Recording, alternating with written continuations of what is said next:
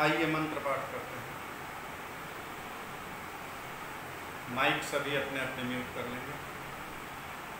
ओम सहना भवतु सहनौ भुनक्तु सह वीर्यं कर्वावहै तेजस्विनावधीतमस्तु मा विद्विषावहै।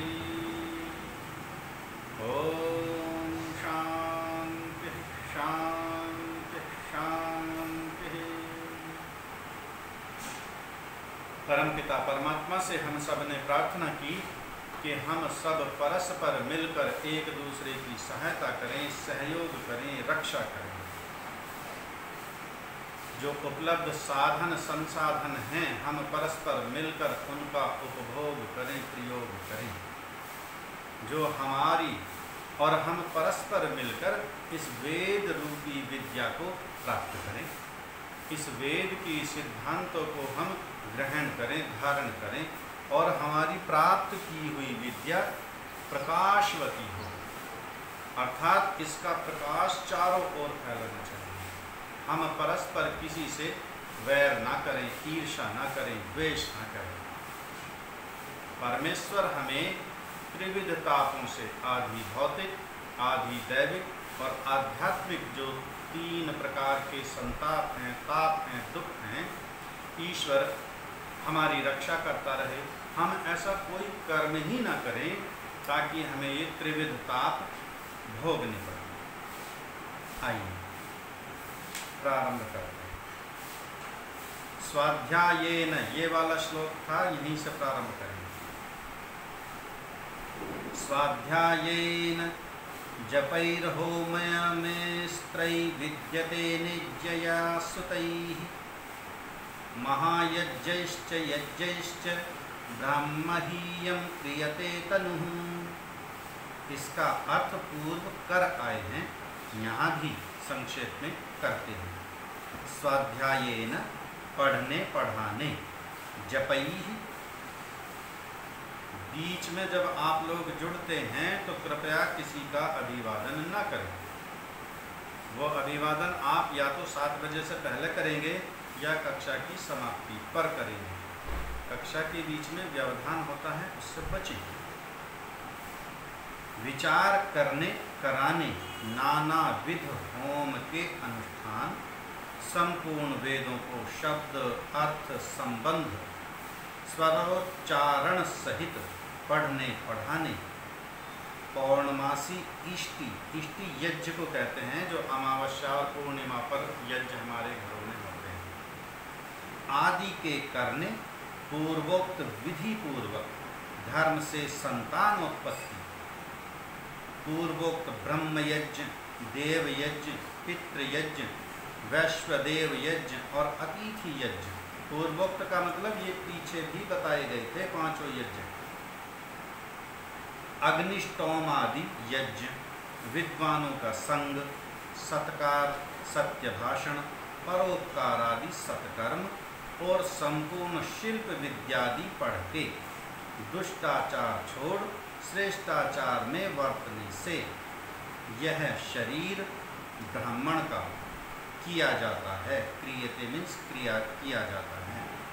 क्या इस श्लोक को तुम नहीं मानते? मानते हैं, फिर क्यों रजवीर्य के योग से वर्णावस्था मानते हो? मैं अकेला नहीं मानता, किंतु बहुत से लोग परंपरा से ऐसा मानते हैं। ये जो शरीर है हमारा, जो माता पिता के रजवीर्य से बनता है, अब यदि माता पिता ब्राह्मण हैं तो संतान ब्राह्मण, यदि माता पिता क्षत्रिय वर्ण में हैं तो संतान क्षत्रिय, यदि माता पिता वैश्य वर्ण में हैं तो संतान वैश्य, यदि माता पिता शूद्र वर्ण में हैं तो संतान शूद्र। ये कुछ लोगों की मान्यता है, लेकिन ऋषि ने उस मान्यता का खंडन किया है कि जो पंच महायज्ञ हैं हमारे दैनिक जीवन के, जो उनको करता है, विद्या अध्ययन करता है, अतिथियों का सत्कार करता है, विद्वानों का संग करता है, क्या वह शूद्र की श्रेणी में होगा? जो वेदों का पढ़ने पढ़ाने वाला है, क्या वह शूद्र की श्रेणी में होगा? और जिसके माता पिता तो विद्वान हैं, धार्मिक हैं, लेकिन उनका संतान आचरण विहीन है, ये सारे गुण तो उसके अंदर है नहीं, ना है यज्ञ करता, ना अग्निष्टोम करता, ना अतिथियों का स्वागत सत्कार करता, ना विद्वानों का संग करता, तो क्या वह ब्राह्मण कहलाएगा? यह जो वर्ण व्यवस्था है, ब्राह्मण, क्षत्रिय, वैश्य और शूद्र, ये माता पिता के रजवीर्य से निर्धारित नहीं होती। इसका निर्धारण विद्या से होता है। इसका निर्धारण कर्म के अनुसार होता है। वर्ण का अर्थ होता है वर्ण करना, चुनना, ग्रहण करना।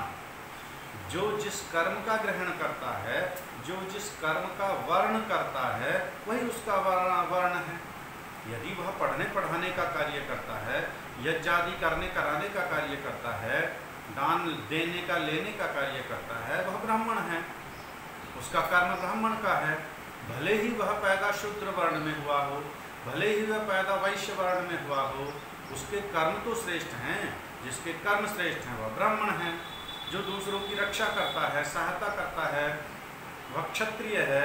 जो व्यापार आदि के कार्य करता है वह वैश्य है। जो तीनों वर्णों की केवल सहायता करता है, सेवा करता है, वह शूद्र वर्ण का है। चाहे वह ब्राह्मण के यहाँ पैदा हुआ हो, चाहे वह क्षत्रिय के यहाँ पैदा हुआ हो, चाहे वह वैश्य के यहाँ पैदा हुआ हो, चाहे वह शूद्र के यहाँ पैदा हुआ हो। तो वर्ण व्यवस्था गुण कर्म के आधार पर जिसका वर्ण किया जाए वही वर्ण सुनिश्चित होता है। जन्म से किसी का वर्ण निर्धारित नहीं होता। प्रश्न, क्या तुम परंपरा का भी खंडन करोगे? क्योंकि जो परंपरा चली आ रही है तुम उसका खंडन करते हो नहीं, परंतु तुम्हारी उल्टी समझ को नहीं मान के खंडन भी करते हैं।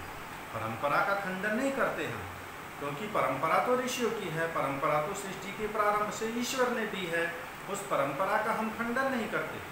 किंतु जो तुमने उस परंपरा को उल्टा समझा है, उस समझ का हम खंडन करते हैं। प्रश्न, हमारी उल्टी और तुम्हारी सूधी समझ है, इसमें क्या प्रमाण है? इसका क्या प्रमाण है कि हमारी समझ गलत है, आपकी समझ सही है? उत्तर, यही प्रमाण है कि जो तुम 5-7 पीढ़ियों के वर्तमान को सनातन व्यवहार मानते हो, 5-7 पीढ़ियों का व्यवहार, अर्थात अभी 100-200 वर्षों से, 150 वर्षों से ये परंपरा चल पड़ी, उसके पूर्व तो ऐसी परंपरा नहीं थी।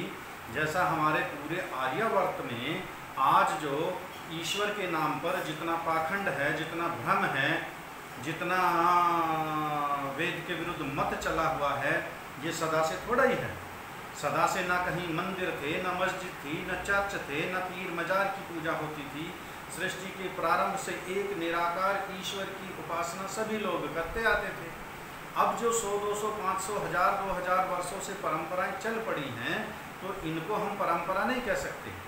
ये तो अविद्या के कारण इस प्रकार का व्यवहार चल पड़ा है। और हम वेद तथा सृष्टि के आरंभ से आज पर्यंत की परंपरा मानते हैं, अर्थात परंपरा वह जो सृष्टि के आरंभ में ईश्वर ने हम सबको दिया। ईश्वर ने वेद के द्वारा हमको निर्देशित किया, आदेशित किया, ये करना है, ये नहीं करना है।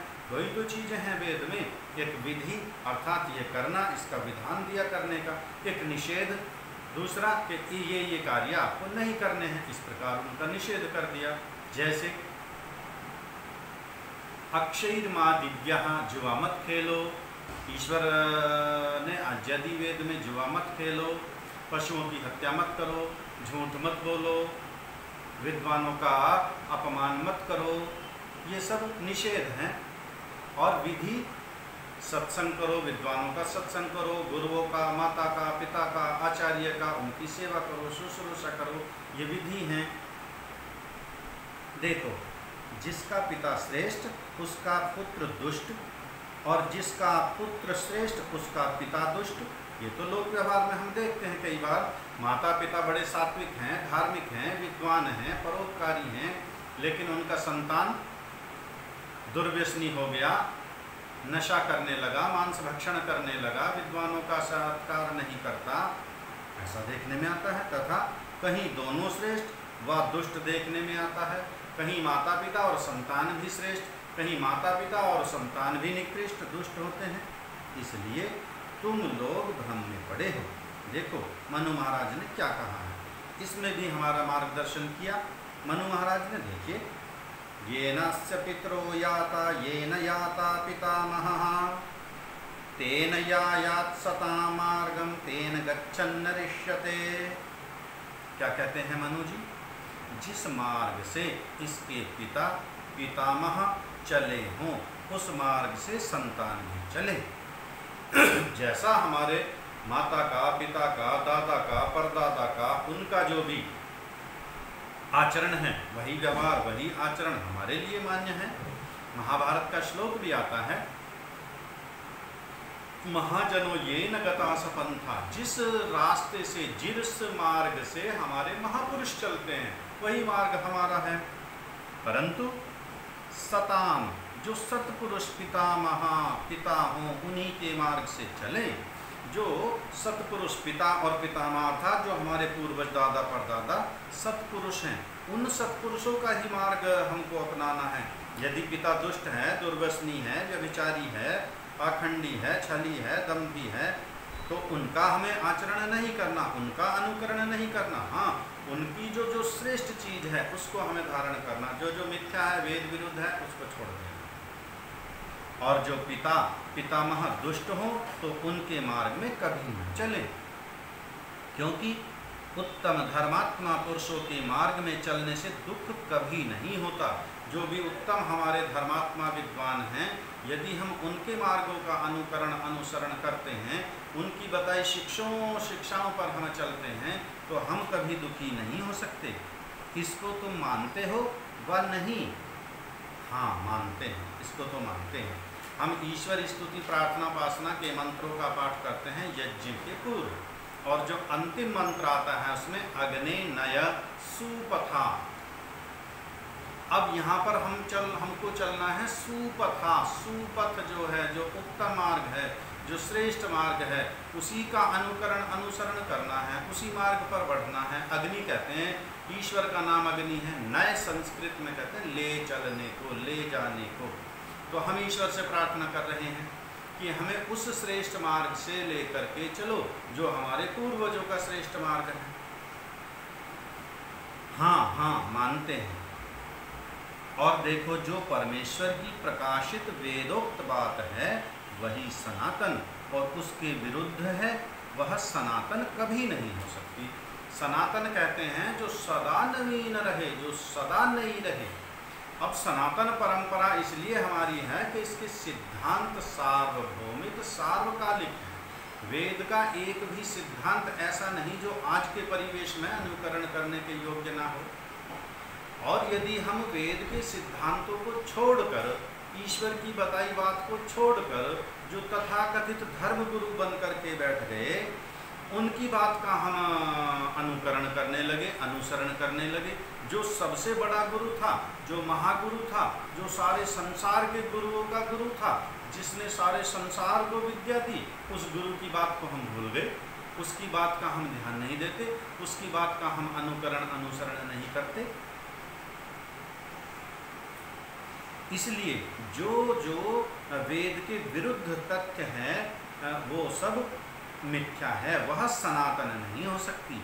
ऐसा ही सब लोगों को मानना चाहिए, वह नहीं अवश्य मानना चाहिए। जो ऐसा न माने उसको कहो कि किसी का पिता दरिद्र हो, उसका पुत्र धनाढ्य होवे, तो क्या अपने पिता की दरिद्रावस्था के अभिमान से धन को फेंक देवे? उदाहरण देखिए कैसा दिया।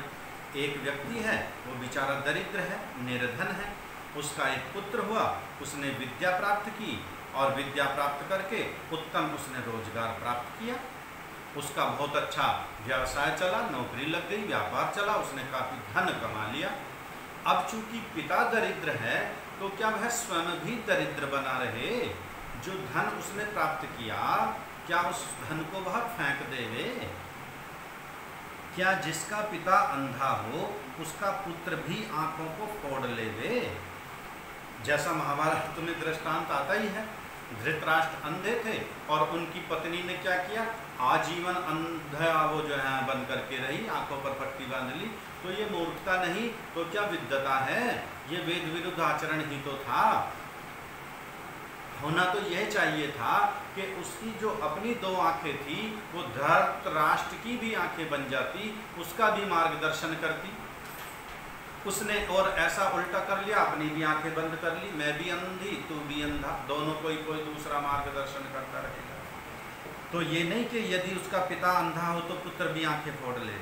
जिसका पिता कुकर्मी हो क्या पुत्र भी कुकर्म को ही करे?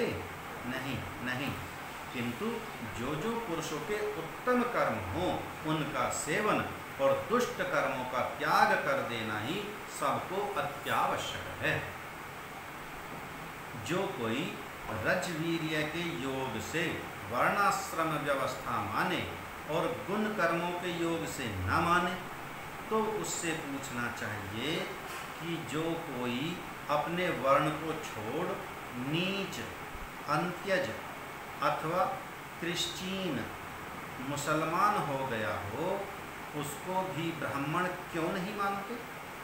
अब ये देखिए, यदि रजवीर्य के संयोग से ही वर्ण व्यवस्था को मानते हैं तो अब एक ब्राह्मण कुल में पैदा हुआ, उसके माता पिता ब्राह्मण थे, माता पिता के संयोग से संतान उत्पन्न हुई, उसको हम ब्राह्मण मानने लगे। अब वही ब्राह्मण उसने अपना मत परिवर्तन कर लिया, वह मुसलमान बन गया या ईसाई बन गया, तो अब उसको ब्राह्मण क्यों नहीं कहते? अब मुसलमान क्यों कहते हो? अब मियाँ जी क्यों कहने लगे? क्योंकि उसने अपना वर्ण त्याग दिया, अपना गुण कर्म त्याग दिया, इसलिए वो नीच श्रेणी में चला गया। और यदि उसका गुण कर्म स्वभाव श्रेष्ठ है, उत्तम है, तो वह ब्राह्मण वर्ण के योग्य है। यहाँ यही कहोगी कि उसने ब्राह्मण के कर्म छोड़ दिए। जब ब्राह्मण के कर्म छोड़ दिए फिर ब्राह्मण कहाँ रह गया? ना वह यज्ञ करता, न कराता, न वेद पढ़ता, न पढ़ाता, वह तो कुरान पढ़ता है, वह तो बाइबल पढ़ता है, तो अब ब्राह्मण कहाँ रह गया? वो तो पादरी बन गया, मौलवी बन गया, अब ब्राह्मण नहीं कहलाया क्योंकि उसने ब्राह्मण का कर्म छोड़ दिया। इसलिए वर्ण व्यवस्था कर्म से ही आधारित होती है, इसलिए वह ब्राह्मण नहीं। इससे यह भी सिद्ध होता है कि जो ब्राह्मण आदि उत्तम कर्म करते हैं वे ही ब्राह्मण हैं, और जो नीच भी उत्तम वर्ण के गुण कर्म स्वभाव वाला होवे तो उसको भी उत्तम वर्ण में, और उत्तम वर्णस्थ होकर नीच काम करे तो उसको भी नीच वर्ण में गिनना अवश्य चाहिए।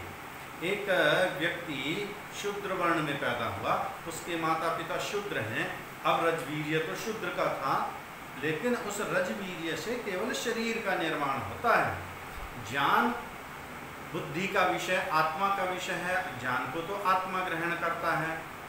विद्या तपोभ्याम भूतात्मा, जहाँ शुद्धिकरण की बात कही थी, वहाँ पर कहते हैं कि जो आत्मा है ये तो विद्या से शुद्ध होता है, सुसंस्कृत होता है, बलवान होता है, सुदृढ़ होता है।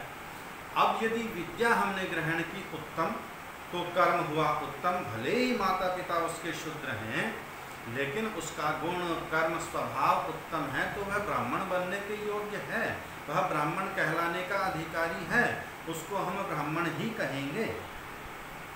प्रश्न, अब ये देखिए मंत्र वेद का देते हैं। ब्राह्मणोस्य मुखमासीद बाहुराजन्यः कृतः पुरु तदस्य यद्वैश्यं पदाभ्यां शूद्रो अजायत। यह यजुर्वेद के 31वें अध्याय का 11वां मंत्र है। अर्थ इसका अर्थ यह है कि ब्राह्मण ईश्वर के मुख, क्षत्रिय बाहु, वैश्य पुरु और शूद्र पगों से उत्पन्न हुआ है। ब्राह्मण कहाँ से उत्पन्न हुआ? ईश्वर के मुख से, और क्षत्रिय बाहुओं से, और वैश्य पुरु पेट और शूद्र पगों से उत्पन्न हुआ। इसलिए जैसे मुख न बाहु आदि और बाहु आदि इसी प्रकार ब्राह्मण न क्षत्रिय आदि और क्षत्रिय आदि न ब्राह्मण हो सकते हैं। वेद का मंत्र है, इसको अच्छे प्रकार से समझ लेना है, क्योंकि इन्हीं वेद मंत्रों का जो धूर्त लोग हैं वो उल्टा अर्थ करके हमको समझा देते हैं, अर्थ का अनर्थ करके हमें बता देते हैं, फिर अपना तर्क देते हैं, देखो जी वेद में तो ऐसा ही लिखा है। अब यहाँ पर क्या कह रहे हैं कि ब्राह्मण का जो जन्म हुआ वो ईश्वर के मुख से हुआ, और जो क्षत्रिय है वो बाहुओं से, जो वैश्य है वो पेट से, और जो शूद्र है वो पैरों से। अब ये यहाँ पर बता रहे हैं कि जो मुख है वो पैर नहीं हो सकते, जो पैर हैं वो मुख नहीं हो सकते, जो मुख है वो बाहु नहीं हो सकते, जो बाहु हैं, जो भुजाएं हैं वो मुख नहीं हो सकते। ये इन्होंने व्याख्या की इस मंत्र की। इसलिए उनका कहना यह है कि जो ब्राह्मण है वो वैश्य नहीं हो सकता, वो शूद्र नहीं हो सकता, और शूद्र ब्राह्मण नहीं हो सकता। मंत्र का अर्थ लेकर के अपने तर्क को सिद्ध करना चाह रहे हैं। ऋषि क्या उत्तर देते हैं उससे समझिए। इस मंत्र का अर्थ जो तुमने किया है वह ठीक नहीं है, क्योंकि यहाँ पुरुष अर्थात निराकार व्यापक परमात्मा की अनुवृत्ति है। जब वह निराकार है तो उसके मुखादि अंग हो ही नहीं सकते, और जो मुखादि अंग वाला हो तो वह पुरुष अर्थात व्यापक नहीं, जो शरीर धारण करने वाला होगा वह सर्वव्यापक कैसे होगा, और सर्वव्यापक नहीं होगा तो वह सर्वज्ञ भी नहीं होगा, सर्वज्ञ नहीं होगा। आप बंद कर लीजिए इसको, आपकी तरफ से ही रुक रही है। जो सर्वव्यापक नहीं, वह सर्वशक्तिमान नहीं, वह सर्वज्ञ नहीं, वह निराकार नहीं, वह सर्वांतर्यामी नहीं, सारे गुण हटते चले जाएंगे। इसलिए जो व्यापक नहीं वह सर्वशक्तिमान जगत का सृष्टा, धर्ता, प्रलयकर्ता, जीवों के पाप पुण्यों की व्यवस्था करने हारा, सर्वज्ञ, अजन्मा, मृत्यु रहित आदि विशेषण वाला नहीं हो सकता। अर्थात जिसका शरीर होगा उसकी तो मृत्यु भी अनिवार्य है, और ईश्वर कभी जन्म मरण के बंधन में आता ही नहीं, वो तो हमने पीछे भी जाना था, पीछे भी पढ़ा था। इसलिए इसका यह अर्थ है कि जो अस्य पूर्ण व्यापक परमात्मा की सृष्टि में मुख के सदृश सब में मुख्य उत्तम हो वह ब्राह्मण कहलाता है।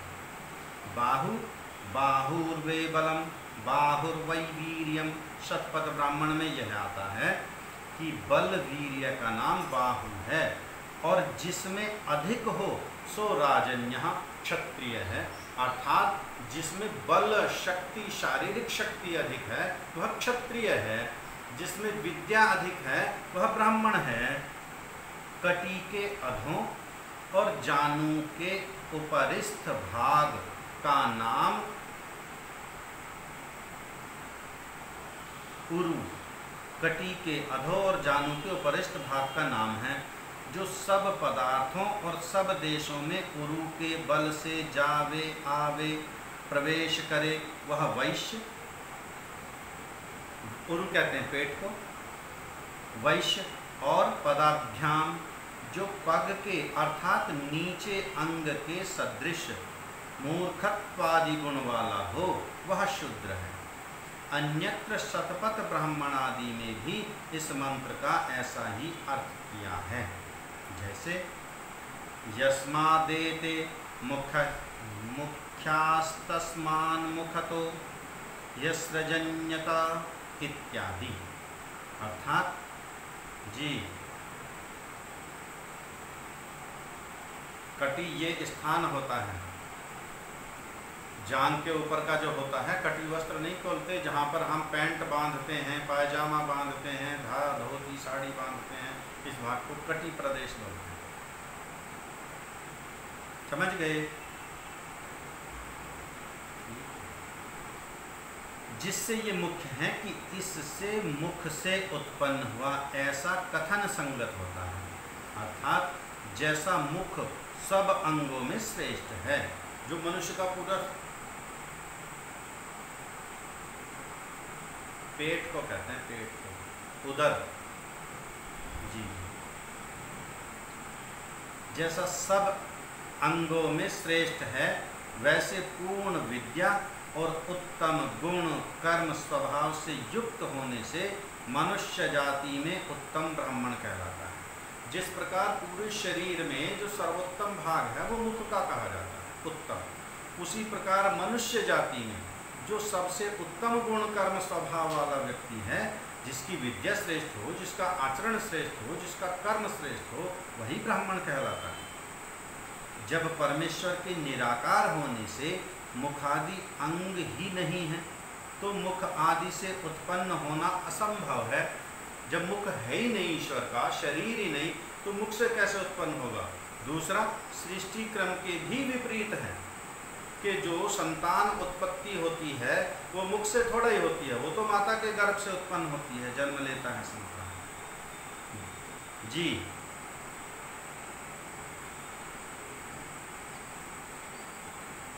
कहाँ पर है?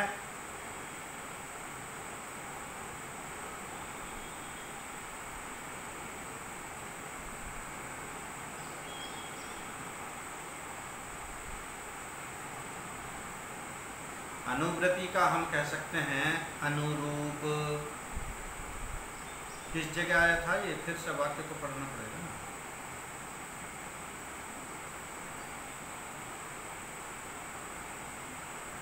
इसलिए इसका अर्थ यह है कि इसमें पूर्ण व्यापक परमात्मा की सृष्टि में मुख्य सदृश सब में मुख्य उत्तम हो वह ब्राह्मण। इस पंक्ति में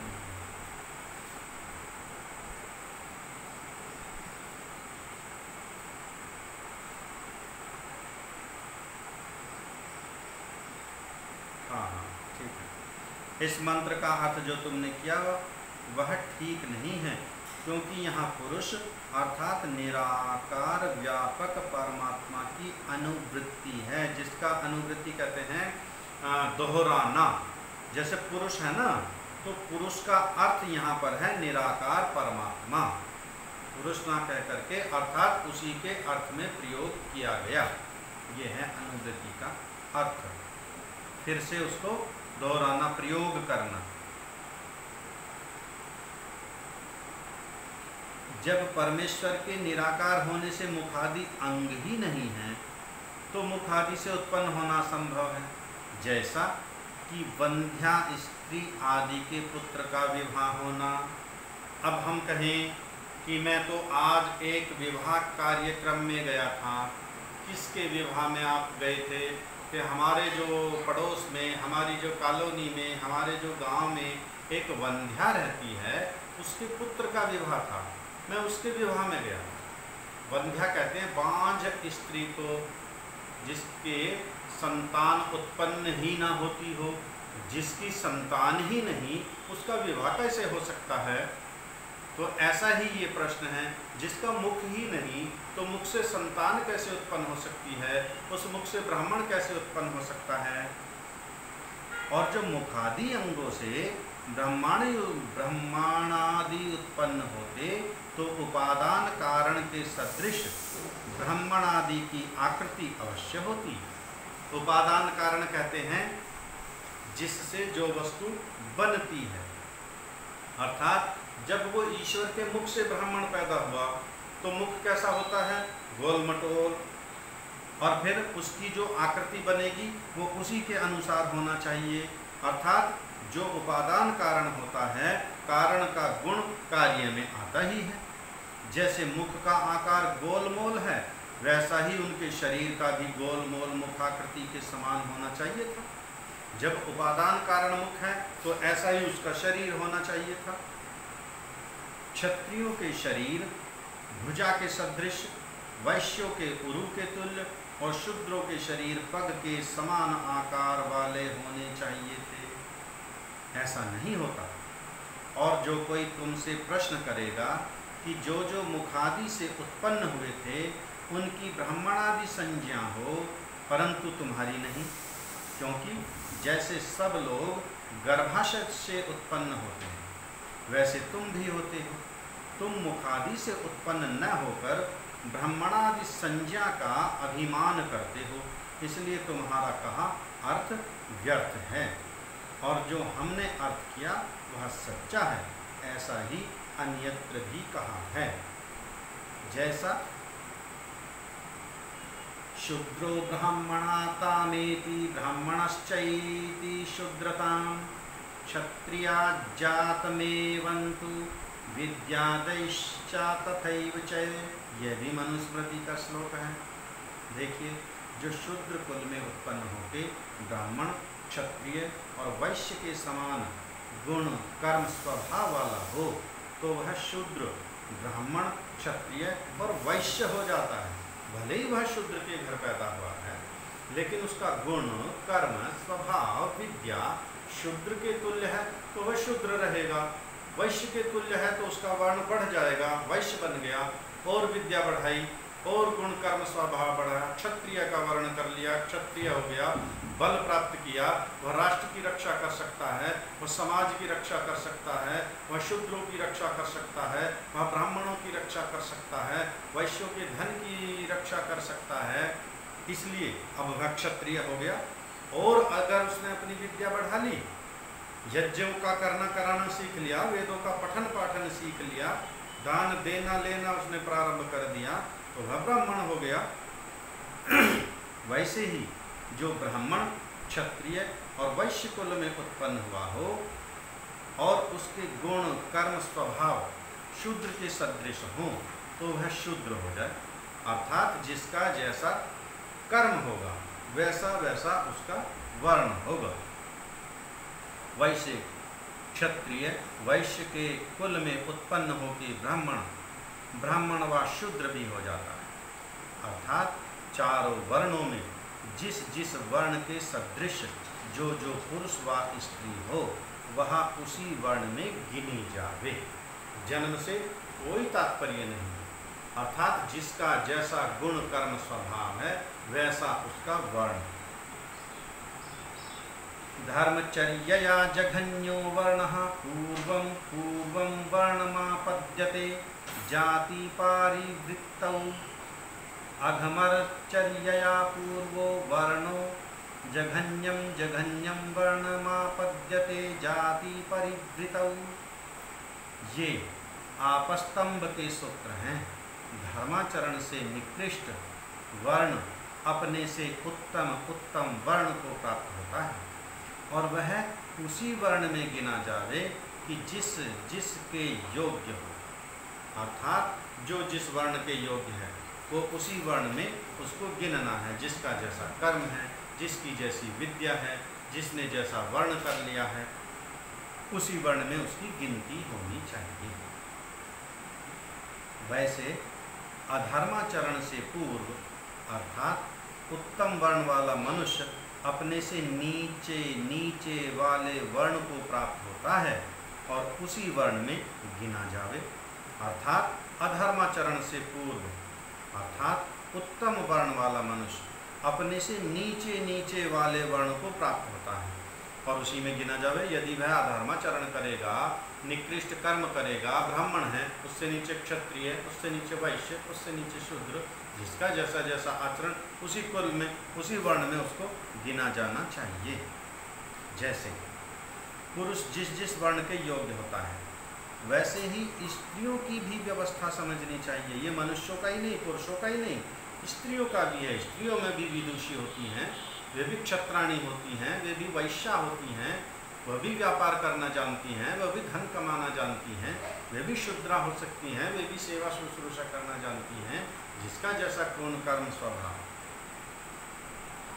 इससे क्या सिद्ध हुआ कि इस प्रकार के होने से सब वर्ण अपने अपने गुण कर्म स्वभाव युक्त होकर शुद्धता के साथ रहते हैं, अर्थात ब्राह्मण कुल में कोई क्षत्रिय, वैश्य और शूद्र के सदृश न रहे।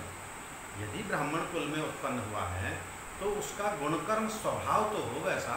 यदि ब्राह्मण मांस भक्षण करेगा, मद्यपान करेगा, नशा करेगा, तो वह तो शूद्रों में भी नहीं गिना जाएगा। फिर तो वो शूद्र वर्णों से ही बाहर हो जाएगा। क्योंकि शूद्र भी धर्मात्मा है, शूद्र भी धार्मिक है, शूद्र भी नशा नहीं करता, शूद्र भी मांस भक्षण नहीं कर सकता, ये आर्यों में है ही नहीं। और क्षत्रिय वैश्य तथा शूद्र वर्ण भी शुद्ध रहते हैं। देखो, शूद्र वर्ण भी शुद्ध रहते हैं, अर्थात वर्ण संकरता प्राप्त न होगी, इससे किसी वर्ण की निंदा व अयोग्यता भी न होगी। अर्थात किसी वर्ण की अब हम निंदा नहीं कर सकते, ये तो शूद्र है, ये तो तुच्छ है, नहीं, ऐसा नहीं है। जो आर्यों के 4 वर्ण हैं, शूद्र उसका एक अंग है, और चारों अंग मिलकर ही राष्ट्र समाज का निर्माण करते हैं, तो वह भी एक महत्वपूर्ण अंग है, इसलिए वह भी त्याज्य नहीं, तिरस्कार के योग्य नहीं, वह हमारा भाई है। परस्पर मिलकर के चारों भाई परस्पर प्रेम पूर्वक रहें।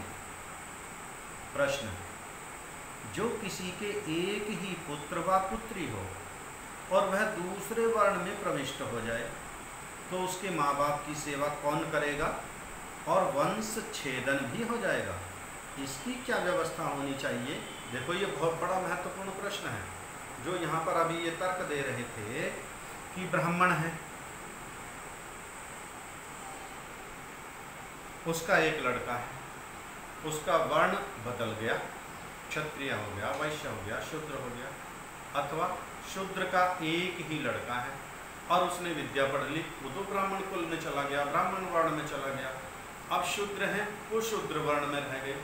आगे जो इस लड़के का विवाह आदि होगा, वो शूद्र कुल में नहीं होगा, ब्राह्मण कुल में होगा।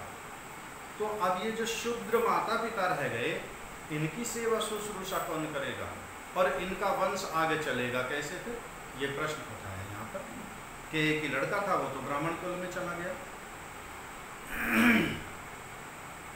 न किसी की सेवा का भंग और न वंश छेदन होगा, क्योंकि उनको अपने लड़के लड़कियों के बदले स्ववर्ण के योग्य दूसरे संतान विद्या सभा और राज्य सभा की व्यवस्था से मिलेंगे, इसलिए कुछ भी अव्यवस्था नहीं होगी। ये बहुत गूढ़ विषय है, बड़ी जब समाज एक उत्कृष्ट स्थिति में हमारा था, महाभारत काल के पूर्व, जब वर्ण व्यवस्था पूरे आर्यावर्त में व्यवस्थित थी, तो आगे हम राजधर्म विषय में पढ़ेंगे 6ठे समोल्लास में। तो वहाँ पर एक विद्या सभा होती है, एक राजसभा होती है, और ये आर्य विद्या सभा, आर्य राजसभाएं होती थी। उन सभाओं का कार्य था एक वो प्रत्येक वर्ण की अनुकूल, उसके अनुकूल परिवारों की व्यवस्था को देखना। अब उन्होंने देखा जो विद्या सभा है, राजसभा है, कि वर्ण शूद्र वर्ण में एक माता पिता का एक लड़का था, वो चला गया ब्राह्मण कुल में, इनकी सेवा शुश्रूषा कौन करेगा? तो जो वर्ण में, अब शूद्र वर्ण में ये अकेला परिवार थोड़ा ही है, और बहुत सारे परिवार हैं उसी वर्ण से, तो उसी वर्ण में से उनको दूसरे संतान प्राप्त होते रहेंगे। ये राज व्यवस्था होती थी। यह गुण कर्मों से वर्ण की व्यवस्था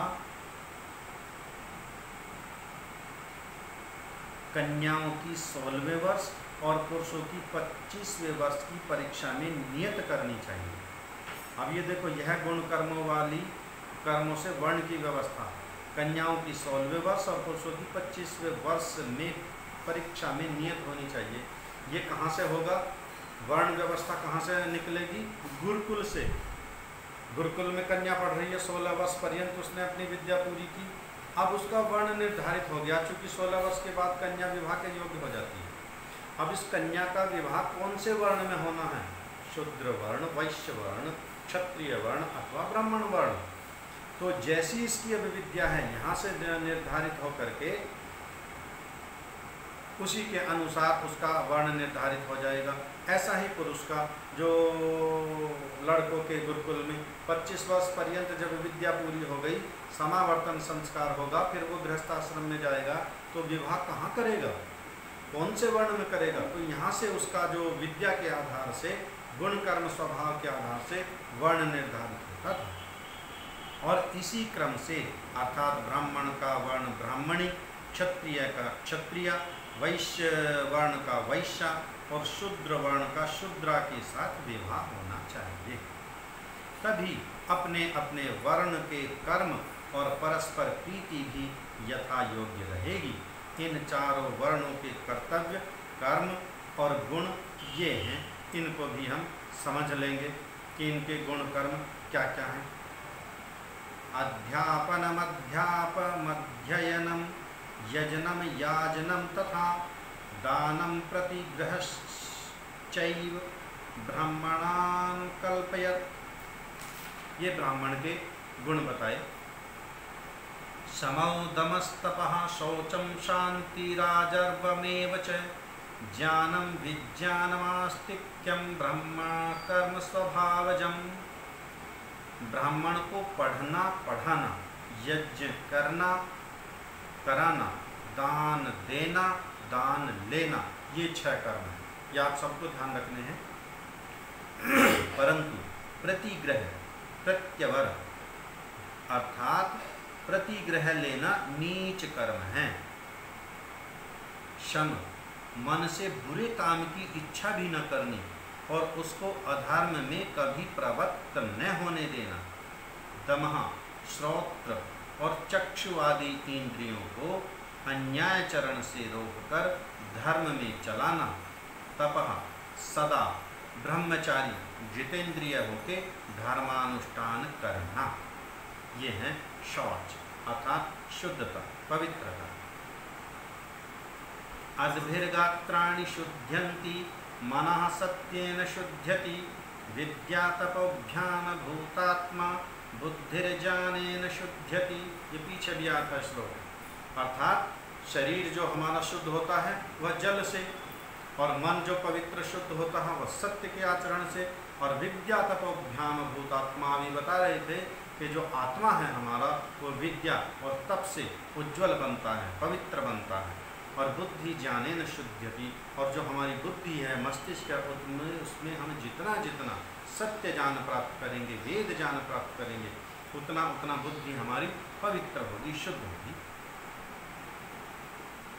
जल से बाहर के अंग, सत्याचार से मन, विद्या से धर्मानुष्ठान से जीवात्मा और ज्ञान से बुद्धि पवित्र होती है। भीतर राग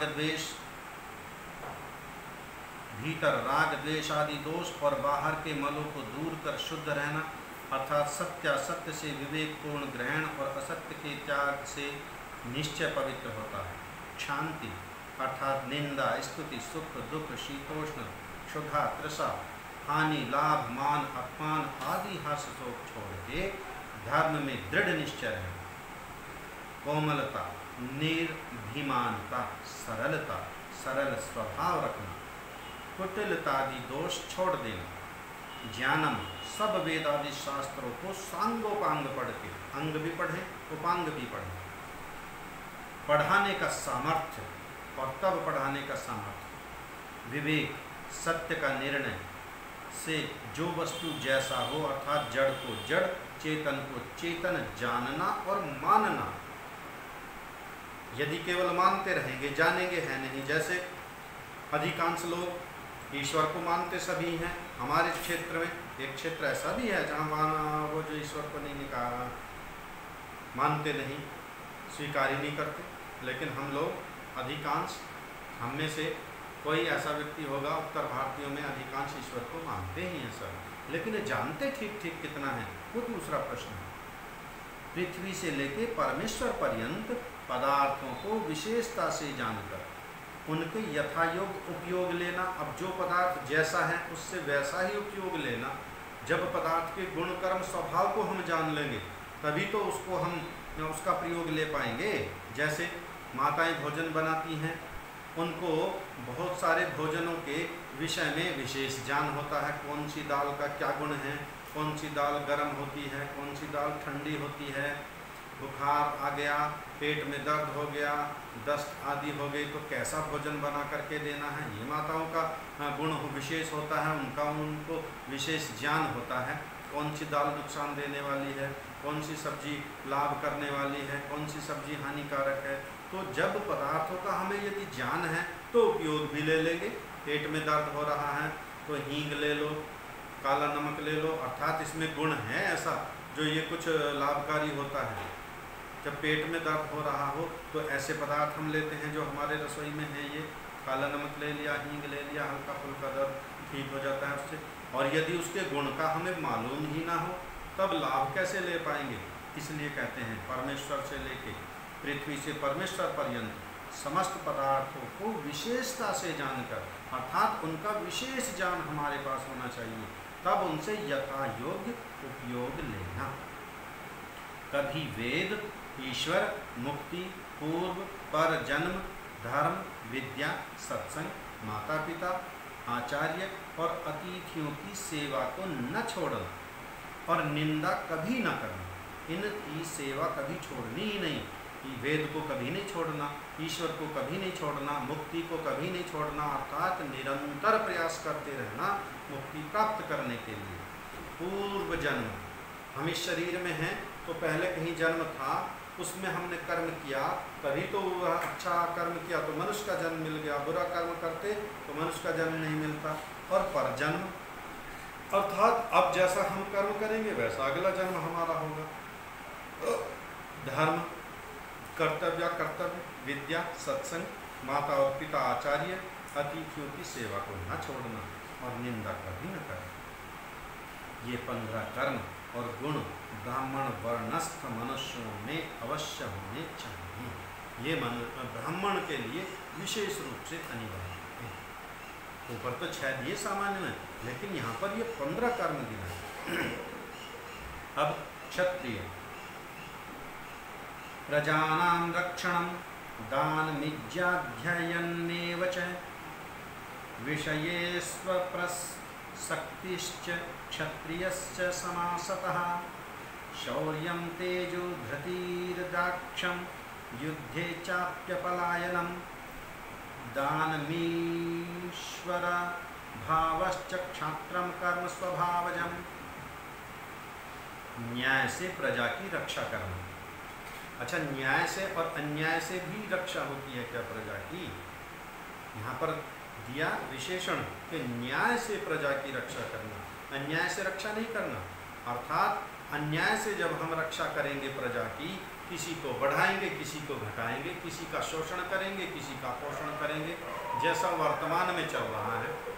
वर्तमान में चल रहा है जो आरक्षण व्यवस्था है, ये शोषण और पोषण की द्योतक है। जैसे एक व्यक्ति योग्य है, हाँ आरक्षण होना चाहिए, उसको पढ़ने का अवसर तो दो, उसको पढ़ने के लिए अवसर दो, तो पढ़ने के लिए अवसर दे दिया। आप जिसकी जैसी विद्या हुई उसको वैसा कर्म तो दो, और यदि कर्म नहीं दिया तो ये न्याय से रक्षा नहीं हो पाई। एक मेधावी बच्चा है, उसने 80% अंक प्राप्त किए, लेकिन चूंकि सीट रिजर्व कोटे से भरी जानी है, तो जो 35% वाला अभ्यर्थी है उसको वह कार्य मिल गया। तो यहाँ पर न्याय से रक्षा नहीं हुई, ये तो अन्याय चरण हो गया पूरा। राजा का कर्तव्य है, क्षत्रिय का कर्तव्य है न्याय से रक्षा करे, अर्थात पक्षपात छोड़ के श्रेष्ठों का सत्कार और दुष्टों का तिरस्कार करे। सब प्रकार से सबका पालन, दान, विद्या, धर्म की प्रवृत्ति और सुपात्रों की सेवा में धनादि पदार्थों का व्यय करे। सुपात्रों की सेवा में धनादि पदार्थों का व्यय करे। जितने भी हमारे यहाँ मदरसे चल रहे हैं, मौलवी उसमें कुरान की विद्या पढ़ा रहे हैं, कौन सा वेद का पाठ पढ़ा रहे हैं, और सरकारों ने उनको सैलरी दिए जा रहे हैं, दुष्टों का पोषण कर रहे हैं। जो विद्वान हैं, सात्विक हैं, धर्मात्मा हैं, वेदों की ज्ञाता हैं, उनको दीजिए संरक्षण, ताकि इस वेद विद्या का वो प्रचार प्रसार करते रहें।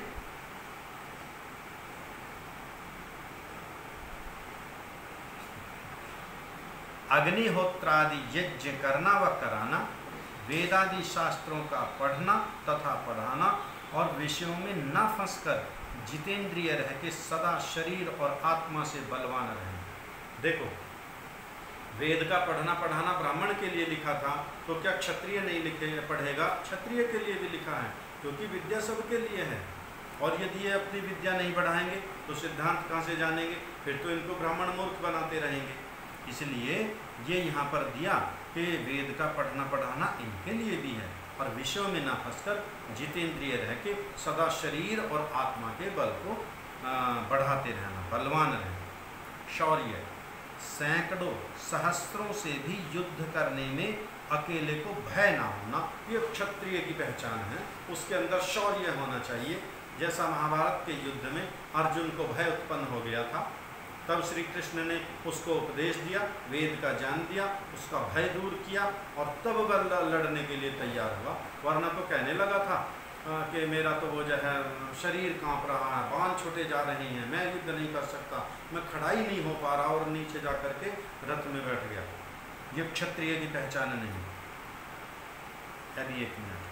तेजः सदा तेजस्वी अर्थात दीनता रहित, प्रगल्भ दृढ़ रहना, धृति धैर्यवान होना, राजा और प्रजा संबंधी व्यवहार और सब शास्त्रों में अति चतुर होना। शास्त्रों में भी, शस्त्रों में तो क्षत्रिय होता ही है, लेकिन शास्त्रों में भी चतुर रहना। वेद का मंत्र आता है एक, उसका मंत्र है जब समावर्तन संस्कार होता था और वहाँ से एक ब्रह्मचारी अपनी विद्या पूर्ण करके वो गुरुकुल से निकलता था, तो वह उद्घोषणा करता था, अग्रतश्चत्वारो वेदा पृष्ठतः सशरं धनु उभाभ्याम समर्थो अस्मि शापादपि शरादपि। तो वो कहता था अग्रतश्चत्वारो वेदा, चारों वेदों का ज्ञान मेरे हृदय में है और मेरी पीठ पर बाणों से भरा हुआ तुनीर टंगा हुआ है। अर्थात मैं शस्त्र में भी पूर्ण हूँ, मैं शास्त्र में भी पूर्ण हूँ। उभाभ्याम समर्थो अस्मि, मैं दोनों विद्याओं में पारंगत हूँ। जिसका मन चाहे वो शास्त्रार्थ भी कर सकता है और यदि कोई युद्ध करना चाहे तो युद्ध भी कर सकता है। इसलिए क्षत्रिय को भी शास्त्रों में पूर्ण होना चाहिए। श्री राम नीति शास्त्र के पूर्ण जाता थे, यजुर्वेद के प्रकांड विद्वान थे, लेकिन क्षत्रिय थे। और श्री कृष्ण, उनको तो योगेश्वर कहा जाता है, उनको तो वेद वेदांग बलम चाप्यधिकम तथा नृणाम लोके ही कौन्यस्ति विशिष्टार्थे स्वाद्रते। वो श्री कृष्ण के विषय में आता है। जब युधिष्ठिर का राजसूय यज्ञ चल रहा है, उस राजसूय यज्ञ में युधिष्ठिर ने भीष्म पितामह से पूछा कि यहाँ पर अर्धदान किसको देना है। अर्थात जैसा एक सभा में बड़े का सम्मान देते हैं, सबसे श्रेष्ठ किसको सम्मान दिया जाए, सबसे पहले किसका सादर सत्कार किया जाए। तो अब भीष्म जी कहते हैं वेद वेदांग, वेदों में और वेदों के जितने भी अंग है, जैसा अभी बता रहे थे ना वहाँ सांगोपांग पढ़ करके, तो भीष्म जी कह रहे हैं वेद वेदांग बलम चाप्यधिकम तथा, और शारीरिक बल में भी, बुद्धि में भी, यश में भी, कीर्ति में भी, नृणाम लोके ही कौन्यस्ते, पूरे लोक में, पूरे पृथ्वी पर आज श्री कृष्ण के जैसा दूसरा कोई व्यक्ति नहीं, इनको ही सम्मान दीजिए। श्री कृष्ण क्षत्रिय हैं, लेकिन देखिए कितना उनका वो जो है प्रकांड विद्वान थे, योग तो सिद्ध किया हुआ था, वेदों के प्रकांड विद्वान थे। तो क्षत्रिय को भी, कहने का तात्पर्य यही है कि क्षत्रिय को भी वेद विद्या में पारंगत होना चाहिए। युद्ध में भी दृढ़ निशंक रह के उससे कभी ना हटना, ना भागना, अर्थात इस प्रकार से लड़ना कि जिससे निश्चित विजय हो। लड़ना भी ऐसा नहीं कि चलो भाई मरना ही है, दो ऐसे नहीं, पूरे मनोवेग से, बुद्धि से, चतुराई से युद्ध करना के विजय ही प्राप्त करनी है। आप बचे, और जो भागने से व शत्रुओं को धोखा देने से जीत होती हो तो ऐसा ही करना। देखो क्या लिखा, यदि भागने से विजय प्राप्त होती हो, डर के तो भागना नहीं है कि मुझे नहीं लड़ना है तो मार देगा। नीति के तहत अगर भागना पड़े तो ऐसा ही करे, जैसा श्री कृष्ण ने भी किया था एक बार। इसलिए उनका लोक में नाम रण छोड़ जो है उनका नाम रख रखा है कुछ मूर्ख लोगों ने। वो तो नीति के तहत डर के थोड़े भागे थे श्री कृष्ण जी, वो नीति के तहत भागे थे। तो चूंकि युद्ध का जो उद्देश्य है वो विजय प्राप्त करना है, और युद्ध में दाम साम दाम दंड भेद सारी नीतियां अपनानी चाहिए, और उसी नीति का यह भाग है। जो भागने से व शत्रुओं को धोखा देने से जीत होती हो तो ऐसा ही करे। धोखा देना उसको वो जो हमारा धर्म है, यहाँ कोई सामान्य व्यवहार थोड़े चल रहा कि दूसरे के साथ छल कपट धोखा, मित्र थोड़ा ही, वो तो शत्रु है, उससे तो जीतना है। और जीतना अपने व्यक्तिगत स्वार्थ के लिए नहीं, अपने राज्य की रक्षा के लिए, अपने राज्य की जो प्रजा है उसकी रक्षा के लिए। दान, दानशीलता रखना, क्षत्रिय दानशील होना चाहिए। पक्षपात रहित होके सबके साथ यथा योग्य वर्तना, विचार के देवे, प्रतिज्ञा पूरा करना, उसको कभी भंग ना होने देना। प्रतिज्ञा अर्थात जिसको जो वचन दिया है उसको पूरा करना, कभी उसको भंग ना होने देना, मिथ्या न जाने देना। ये 11 क्षत्रिय वर्ण के कर्म और गुण हैं। ये क्षत्रिय वर्ण के 11 कर्म यहाँ पर बताए हैं। अगला प्रकरण कल लेंगे। जी अब बताइए क्या कह रहे थे? हाँ जी जी बताइए।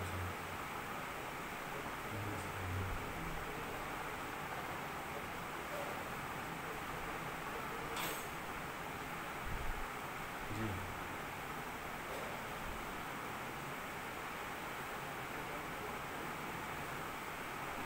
जी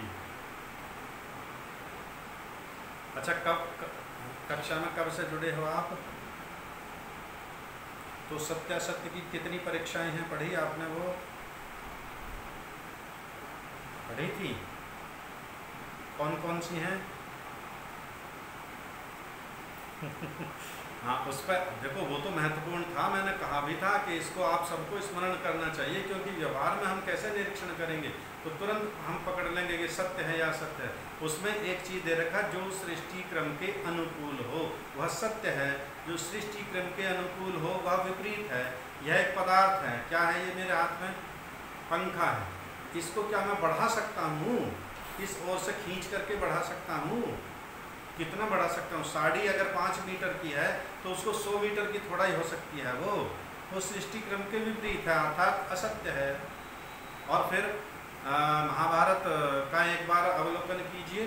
महाभारत में श्री कृष्ण जब पांडवों से मिलने जाते हैं, जब उनको वनवास हो गया था और वहाँ पर द्रौपदी मिली, वो गए थे अपना भिक्षा आदि के लिए या भोजन की तलाश में जैसे भी। तो श्री कृष्ण द्रौपदी से कहते हैं कि युधिष्ठिर ने यह बहुत बुरा कर्म किया।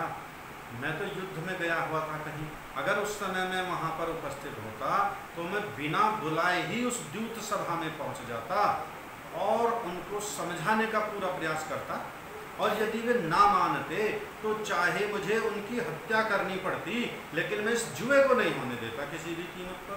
वेद के प्रति इतनी दृढ़ आस्था थी श्री कृष्ण की।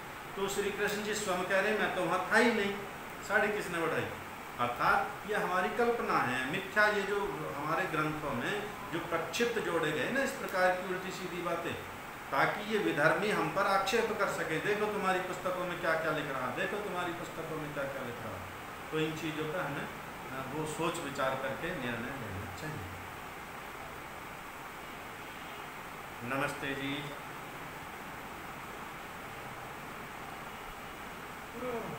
दो व्यक्ति एक साथ बोल रहे हैं, एक व्यक्ति बोलिए। नमस्ते जी बोलिए। शक्ति सिंह जी।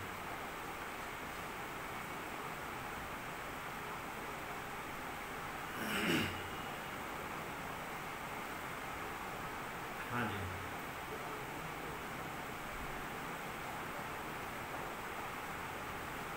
आर्ष, हाँ देखो, ये जो शुरू का वो था ना जहाँ पठन पाठन विधि है, महर्षि दयानंद ने स्पष्ट किया कि कैसे ग्रंथ पढ़ने हैं।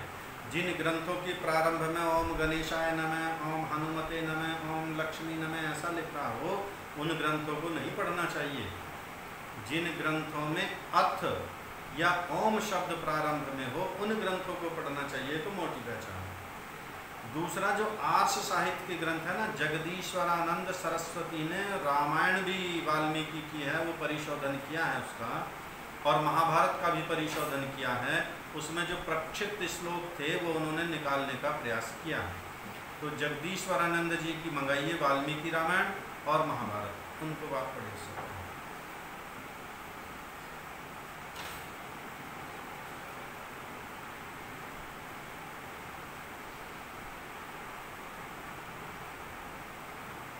ये सूत्र हैं हमारे, ग्रह सूत्र हैं ना, बहुत सारे ऋषियों के नाम हैं ये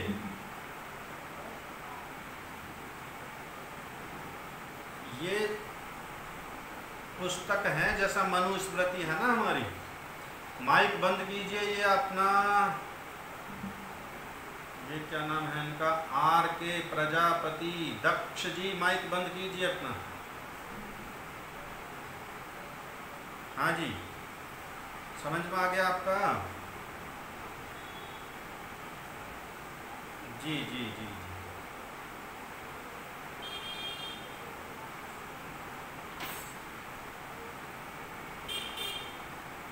हाँ जी,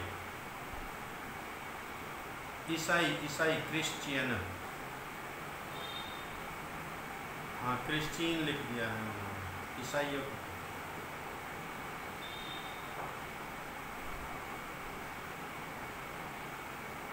हाँ, मलेच्छ उसको कहते हैं। मलेच्छ हिंदुओं में भी हो सकते हैं। मलेच्छ वैसे तो मुसलमानों को कहते हैं, लेकिन वो हिंदुओं में, चूंकि मुसलमानों में गंदगी रहती है हर प्रकार से, इसलिए मलेच्छ कोई भी हो सकता है। हाँ, जिसका आचार विचार व्यवहार रहन सहन खान पीन दूषित हो, निकृष्ट हो, वो सब मलेच्छ नहीं है।